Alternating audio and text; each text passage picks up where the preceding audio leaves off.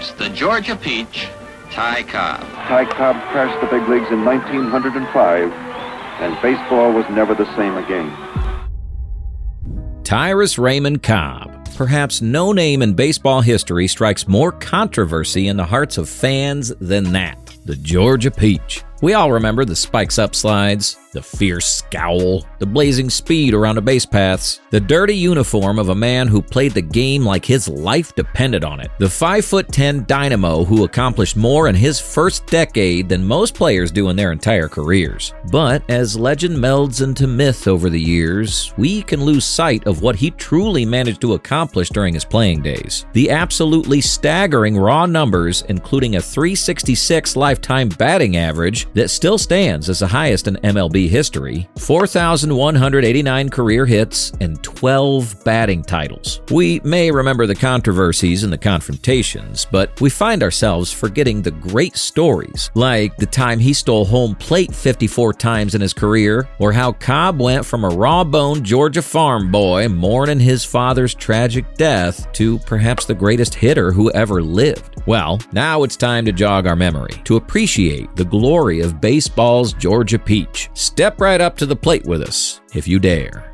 When Ty Cobb debuted with the Detroit Tigers in 1905, he was just 18 years old, and he came with a tremendous burden. The Georgia native was the son of a school principal and state senator who had high expectations for his boy. Young Ty had been playing semi-professional baseball in Georgia when tragedy struck. His father passed away under tragic circumstances that deeply affected the family. The young Cobb was devastated, later saying he felt like he had to prove himself worthy of his father's memory every single day he stepped onto a baseball diamond. That drive started early, and it would only intensify as his career progressed. After the Tigers purchased his contract from Augusta of the South Atlantic League for $750, Cobb arrived in Detroit as a skinny teenager with a thick Southern accent and a massive chip on his shoulder. His veteran teammates immediately began hazing the rookie, sawing his bats in half and nailing his clothes to the clubhouse wall. But Cobb wasn't the type to back down from a fight, literally or figuratively. During his first full season in 1906, Cobb hit .316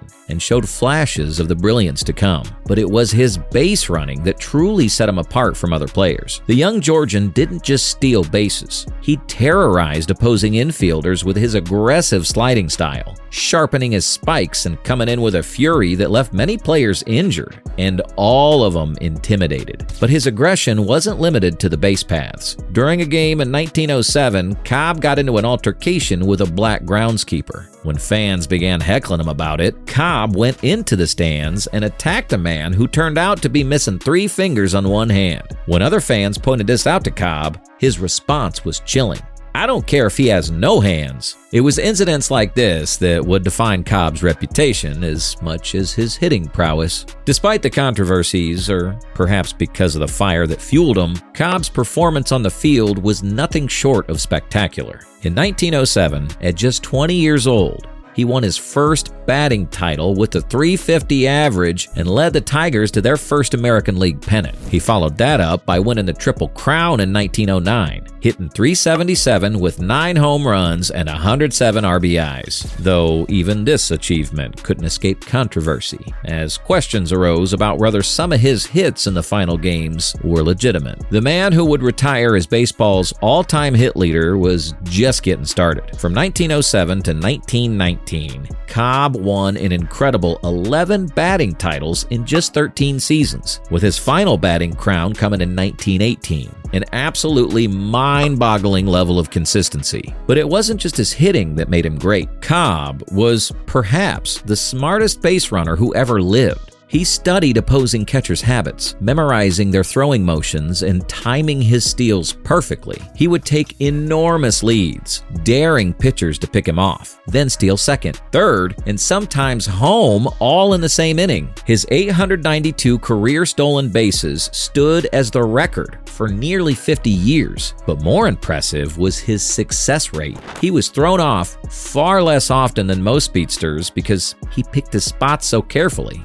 Then there was his hitting approach, which was decades ahead of its time. While most players of his era were still trying to hit home runs or pull everything, Cobb perfected the art of hitting to all fields. He would choke up on the bat with runners in scoring position, then slide his hands down to the knob when he wanted to drive the ball. He could hit behind runners, hit and run, or turn on a fastball when the situation called for it. His hand-eye coordination was so exceptional that he once said he could see the seams on the baseball as it approached the plate. But perhaps Cobb's greatest asset was his mind. He was a master of psychological warfare, constantly chattering at opposing players, getting inside their heads with racial slurs and personal attacks that would be completely unacceptable today. He would tell catchers exactly which pitch was coming, then hit it anyway just to show his superiority. Before games, he would sit alone in the dugout, working himself into a controlled rage that he could then channel into his performance. This mental approach served him well in the biggest moments. In the 1907 World Series against the Cubs, Cobb hit 200 but still managed to impact the games with his base running and aggressive play.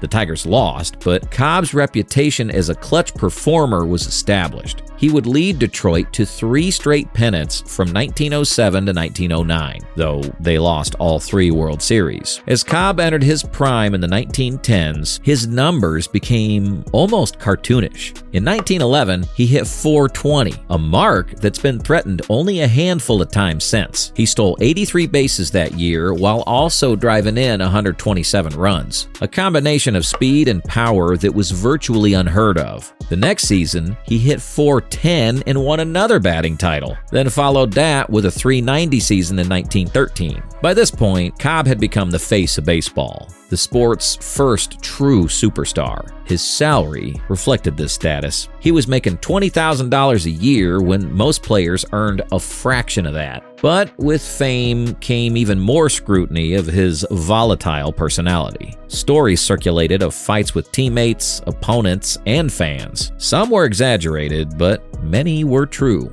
The most famous incident occurred in 1912 when Cobb went into the stands at Hilltop Park in New York to attack a heckler named Claude Luker. When American League president Ban Johnson suspended Cobb indefinitely, his Detroit teammates went on strike in solidarity, forcing the team to field a team of amateur players for 1 game. The strike ended when Cobb himself asked his teammates to return to work, not wanting them to suffer for his actions. As Cobb aged, his approach evolved, but his effectiveness never diminished. In 1915, at age 28, he stole 96 bases, still the American League record for a single season. 3 years later, he hit .382 and won another batting title. Even in 1919, at age 32, he managed to hit .384 and lead the league in hits and stolen bases. But perhaps Cobb's most impressive feat was his longevity. While many players of his era burned out young due to the physical demands of the game, Cobb maintained his excellence well into his 30s. In 1922, at age 35, he hit .401, becoming the oldest player in Major League history to hit .400. He won his final batting title in 1918 at age 31, but continued producing at an elite level for several more seasons. When Cobb's final season ended in 1928 and he officially retired in 1929 at age 42, his numbers were staggering. A .366 lifetime batting average that remains untouchable. 4,189 hits, a record that stood until Pete Rose broke it in 1985, 892 stolen bases, and 2,245 runs scored. He'd won 12 batting titles, led the league in stolen bases 6 times, and been selected to the Baseball Hall of Fame as part of its inaugural class in 1936. But Cobb's legacy extends beyond just numbers. He was one of the first players to truly understand the business side of baseball, investing his earnings wisely and becoming wealthy outside of the game. He was also, despite his reputation, surprisingly generous with young players who approached him respectfully, often spending hours teaching them the finer points of hitting and base running. The darker aspects of Cobb's personality cannot be ignored. His volatile temperament and confrontational style were extreme even by the standards of his era, though modern research has shown that many of the worst stories about Cobb were exaggerated or fabricated by writers decades after his playing days. Still, there's no denying he was a difficult man who made many enemies through his intense, uncompromising approach to the game. What cannot be disputed is his impact on the game. Cobb showed that baseball could be played with an intensity and intelligence that elevated it beyond mere athletic competition. His approach to hitting influenced generations of players, and his base running tactics are still studied today. He proved that size didn't matter. At 175 pounds, he dominated a game filled with bigger, stronger men through pure skill and determination. Here's the paradox of Ty Cobb. He was simultaneously one of the most brilliant tactical minds in baseball history and a man with genuine personal flaws. Much of his reputation as a complete monster came from sensationalized reporting by sports writers decades after his retirement, when the truth became mixed with mythology. The real Ty Cobb was undoubtedly difficult, volatile, and uncompromising. But he was also a complex figure whose legacy deserves to be understood with nuance rather than caricature. Today, nearly a century after his retirement, Ty Cobb remains one of the most fascinating and controversial figures in sports history. His .366 batting average looks more untouchable with each passing season,